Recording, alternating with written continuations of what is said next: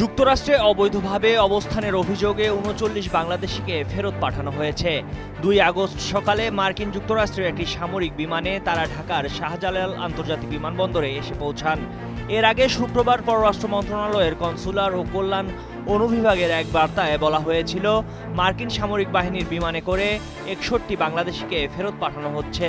তবে দেশে এসেছেন ৩৯ জন। পররাষ্ট্র মন্ত্রণালয় সূত্র জানায়, মার্কিন প্রেসিডেন্ট ডোনাল্ড ট্রাম্পের প্রশাসন দায়িত্ব নেওয়ার পর থেকে অবৈধ হয়ে ধরা পড়া বিভিন্ন দেশের নাগরিকদের নিজ নিজ দেশে পাঠিয়ে দেয়া হচ্ছে।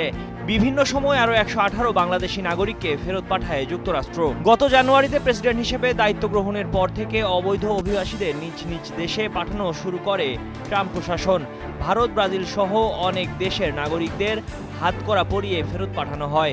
তবে এখন পর্যন্ত যুক্তরাষ্ট্র থেকে যেসব বাংলাদেশি নাগরিককে ফেরত পাঠানো হয়েছে তাদের সঙ্গে মানবিক আচরণ করেছে সে দেশের কর্তৃপক্ষ। বাংলাদেশি নাগরিকের কাউকে হাতকড়া পরানো হয়নি। ফেরত পাঠানোর আগে বিভিন্ন স্তরের আলোচনায় বাংলাদেশের পক্ষ থেকে মানবিক আচরণের বিষয়ে জোর দেওয়া হয়। সে অনুরোধে সাড়াও দিয়েছে যুক্তরাষ্ট্র।